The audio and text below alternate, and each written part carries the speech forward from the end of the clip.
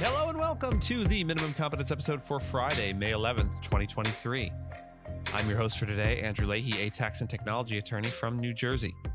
In today's episode, we have Title 42 coming to an end. A federal judge rules federal under 21 gun bans are unconstitutional. Goldman Sachs settlement is a big win for women. Assange hires Squire Patton Boggs, and BlockFi and Microsoft Activision updates. Let's remember, it ain't over till it's over while we peruse today's legal news. The federal government has ended COVID-19 border restrictions known as Title 42, which blocked many migrants at the border with Mexico. These restrictions have been replaced with a new asylum regulation aimed at deterring illegal crossings. However, legal challenges have been filed against the new asylum bars, with advocates arguing that they violate U.S. laws and international agreements. The new regulation implemented by President Joe Biden is seen by some as resembling the restrictions imposed by former President Donald Trump. Chaotic scenes have unfolded at the border as migrants rushed to enter the country before the new rule took effect. The new regulation presumes that most migrants are ineligible for asylum if they did not seek protection in other nations first or failed to use legal pathways for their initial entry. Thousands of migrants have attempted to enter the U.S. by crossing rivers, climbing walls, and scrambling up embankments. The Biden administration has defended the regulation, stating that it seeks to incentivize migrants to use lawful pathways for entry. Title 42 was first implemented by Trump in 2020 to curb the spread of COVID-19 in detention facilities and allowed for the quick expulsion of migrants. Biden kept Title 42 in place and expanded it. Republicans have criticized Biden's immigration policies, while Biden has blamed Congress for not passing comprehensive immigration reform. The Biden administration has been trying to send a message that illegal crossers will face consequences, deploying additional personnel to the border.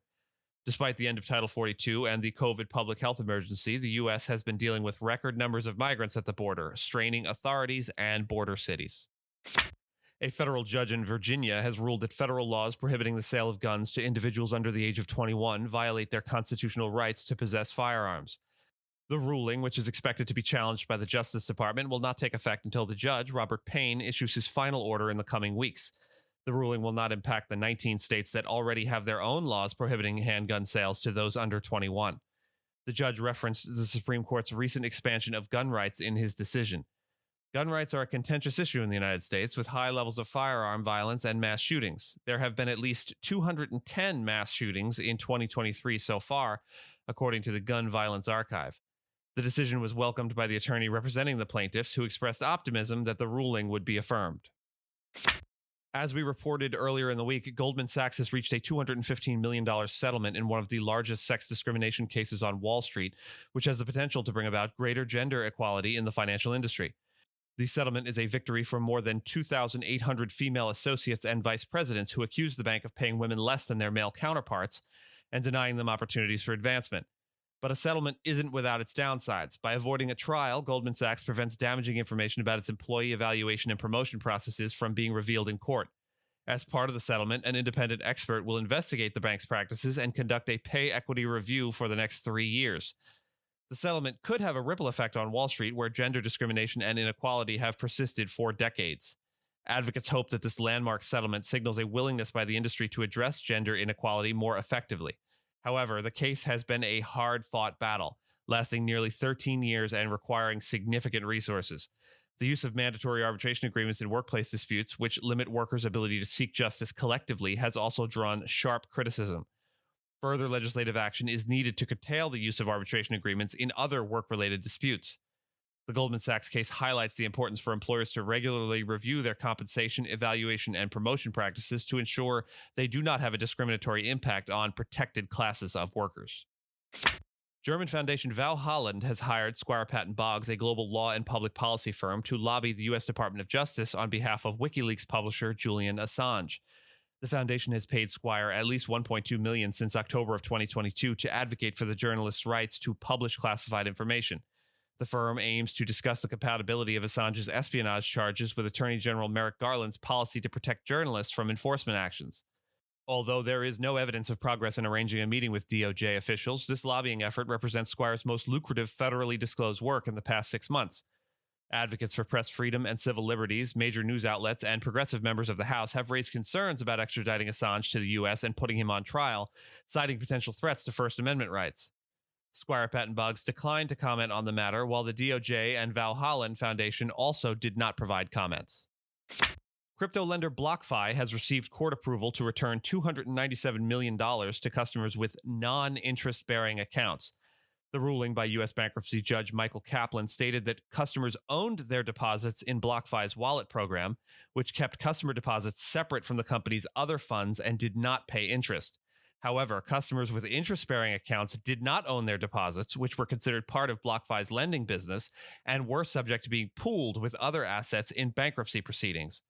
BlockFi, which filed for Chapter 11 protection in November, froze accounts shortly before the filing, creating confusion among customers.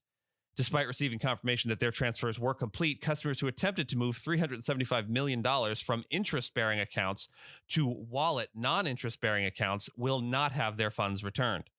BlockFi's terms of service allowed it to block transfer requests during the shutdown. The decision aims to protect the recovery for wallet customers, that's the non-interest-bearing customers, and ensure the return of customer funds from a fixed pool of assets. And finally, Microsoft is set to defend its planned $69 billion acquisition of Activision Blizzard in a private antitrust lawsuit filed by video gamers who argue that the deal will harm industry competition. The hearing, taking place in San Francisco federal court, will determine whether a preliminary injunction should be issued to block the acquisition.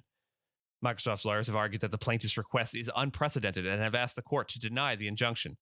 The deal, announced in January of 2022, is also facing regulatory scrutiny from various competition law enforcers, including the U.S. Federal Trade Commission and Britain's antitrust regulator, which has already stated its intention to block the acquisition.